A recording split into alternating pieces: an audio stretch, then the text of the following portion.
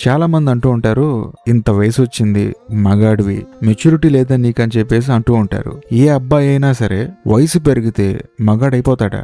గడ్డం వస్తే, మీసాలు వస్తే, 30 ఏళ్ళు దాటితే మెచ్యూరిటీ వచ్చేస్తుందా? అది కేవలం ఒక భ్రమ మాత్రమే. నిజమేంటంటే ఒక అబ్బాయి కేవలం వయసు పెరిగితే పెద్దవాడవుతాడు, కానీ ఒక మగాడు గుండె పగిలిన రోజు, నమ్మిన వాళ్ళు ద్రోహం చేసిన రోజు, చేతిలో రూపాయి లేక కుటుంబం ముందు నిలబడిన రోజు, అప్పుడు పుడతాడు. మగవాళ్ళు వయసుతో మెచ్యూరిటీ ఎవరు? జీవితంలో వాళ్ళకి తగిలే ప్రతి ఒక్క దెబ్బ వాళ్ళకి మెల్లమెల్లగా మెచ్యూరిటీని ఇస్తుంది. ప్రపంచంలోనే గ్రేట్ ఫిలాసఫర్ బ్రూస్లీ ఏమంటారంటే, సులభమైన జీవితం కోసం ప్రార్థించకండి, కష్టాలను తట్టుకునే బలం కోసం ప్రార్థించండి అని. కానీ రోజు మన సమాజంలో కనిపిస్తున్న అసలైన సమస్య ఏంటో తెలుసా? మనం గాయపడటానికి భయపడుతున్నాం, కష్టాల నుంచి పారిపోవడానికి సుఖాల వెనుక దాక్కుంటున్నాం. ఈ జనరేషన్ యువత ఒకసారి గమనించండి, చిన్న రిజెక్షన్ వస్తే తట్టుకోలేకపోతున్నారు, ప్రేమించిన వాళ్ళు వదిలేస్తే జీవితం అయిపోయింది అంటున్నారు, చదువులోనో కెరియర్లోనో ఒక చిన్న ఓటమి ఎదురైతే చాలు డిప్రెషన్ అంటూ రూమ్లో తలుపులు పెట్టుకుంటున్నారు. ఎందుకంటే మీరు బ్రతుకుతున్న వాతావరణం మిమ్మల్ని గాయాలకి, నిజాలకి దూరం చేసింది. మిమ్మల్ని ఒక అద్దం బొమ్మల కంఫర్ట్ జోన్లో పెంచింది. కానీ రేపు లైఫ్ రోడ్డు మీదకి వచ్చి నిలబడ్డప్పుడు ఆ అద్దం ముక్కలైపోతుంది. బ్రూస్లీ స్టైల్లో చెప్పాలంటే, మీరు నీళ్లల్లా ప్రవహించడం లేదు, ఒకే చోట గడ్డ కట్టిన మంచులా మారుతున్నారు. అందుకే చిన్న దెబ్బ తగలగానే లోపల విరిగిపోతున్నారు.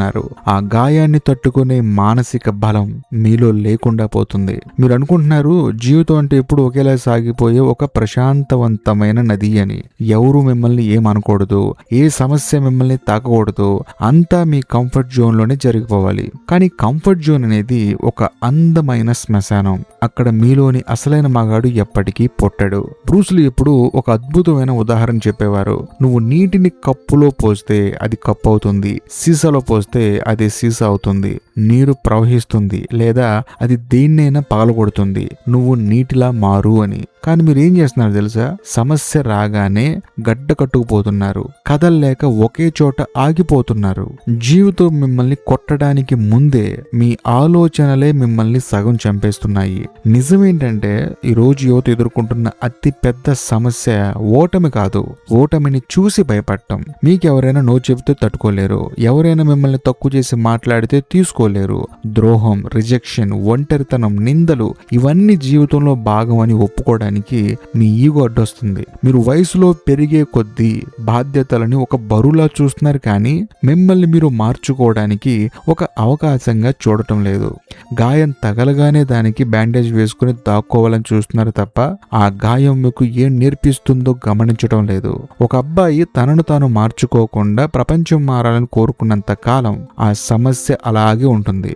మీరు మారినంత కాలం, ఆ గాయాల నుంచి పాఠాలు నేర్చుకోనంత కాలం మీరు కేవలం వయసు పెరిగిన ఒక అబ్బాయిగానే మిగిలిపోతారు. అసలు ఈ బలహీనత, ఈ భయం మీలోకి ఎక్కడి నుంచి వచ్చాయో తెలుసా? సమాజం మీ బుర్రలో దూర్చిన కొన్ని తప్పుడు అంచనాల వల్ల. మనం చిన్నప్పటి నుంచి ఒక భ్రమలో బ్రతుకుతున్నాం. మంచిగా చదువుకుంటే, అందరితో మంచిగా ఉంటే లైఫ్ ప్రశాంతంగా సెటిల్ అయిపోతుంది అని ఎవరో రాసిన స్క్రిప్ట్ ని నమ్ముతాం. కానీ రియాలిటీకి రాగానే సీన్స్ మారిపోతాయి. బ్రూస్లీ గారు ఒక అద్భుతమైన మాట అనేవారు, అనుకోకుండా అడవిలోకి వెళ్ళిన తర్వాత పులి నిన్ను తినకుండా ఉండకూడదు అని ఆశించడం ఎంత మూర్ఖత్వమో, నువ్వు మంచివాడివి కాబట్టి జీవితం నిన్ను ఏమీ చేయదని అనుకోవడం కూడా అంతే మూర్ఖత్వం. సమస్య ఎక్కడొస్తుందంటే, కష్టం రాగానే మీరు దాన్ని ఒక శిక్షలా చూస్తున్నారు. ఎందుకు నాకే ఈ కష్టం వచ్చింది, ఎందుకు నాకే ఈ ద్రోహం జరిగిందని మిమ్మల్ని మీరు ప్రశ్నించుకుంటూ ఓవర్ థింకింగ్ లోకి వెళ్ళిపోతున్నారు. దీనికి ప్రధాన కారణం మీ మైండ్ ని మీరు ఒక కంఫర్ట్ జోన్ కి అలవాటు చేయటం. ఇంకా క్లియర్ గా చెప్పాలంటే, కష్టపడకుండా, గాయపడకుండా ఒక మెచ్యూర్ మగవాడిలాగా మారిపోవాలనుకుంటున్నారు. కానీ ప్రకృతి నియమం అది కాదు కదా. మంటల్లో కాలకుండా ఏ బంగారము ఆభరణం కాలేదు. నలుగురిలో అవమానాలు పడకుండా ఏ మగాడు చరిత్ర సృష్టించలేడు. మీరు సమస్యల నుంచి తప్పించుకోవడానికి వెతికే షార్ట్ కట్లే మీ సమస్యలను మరింత పెద్దవి చేస్తున్నాయి. మరో ముఖ్యమైన కారణం ఏంటో తెలుసా? మీరు మీ అస్తిత్వాన్ని, మీ సంతోషాన్ని ఇతరుల అభిప్రాయాల మీద ఆధారపడేలా చేసుకుంటున్నారు. ఇంకా క్లియర్ గా చెప్పాలంటే అసలు మీరేం చెయ్యాలి అని చెప్పేసి మీ చుట్టూ ఉన్న వాళ్ళని అడుగుతున్నారు. మీరేం చేయాలో మీకు తెలీదా?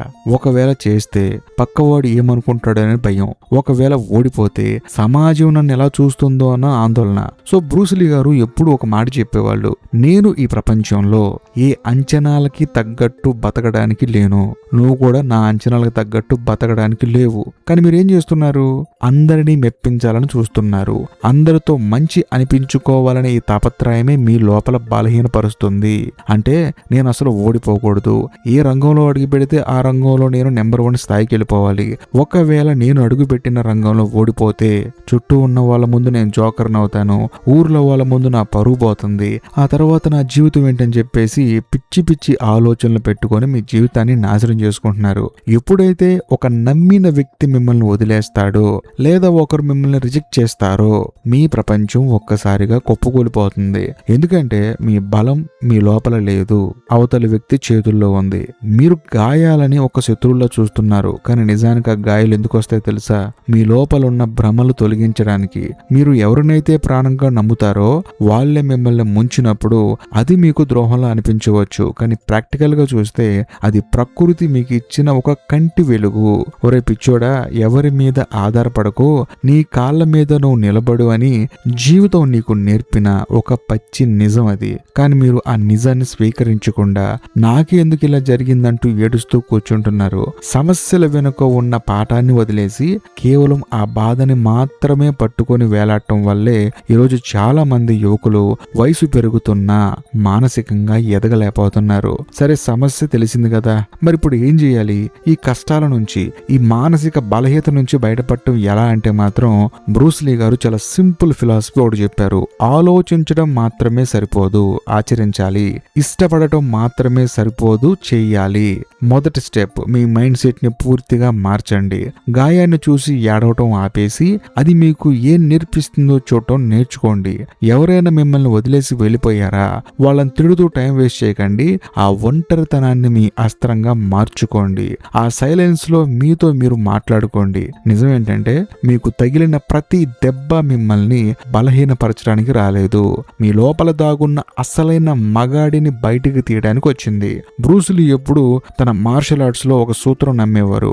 ఎవరైనా నిన్ను కొట్టడానికి వచ్చినప్పుడు ఆ దెబ్బకి ఎదురుగా వెళ్ళకూడదు, నీటిలా పక్కకు తప్పుకొని ఆ ఫోర్స్ ని నీకు అనుకూలంగా మార్చుకోవాలి. జీవితంలో వచ్చే కష్టాలు కూడా అంతే.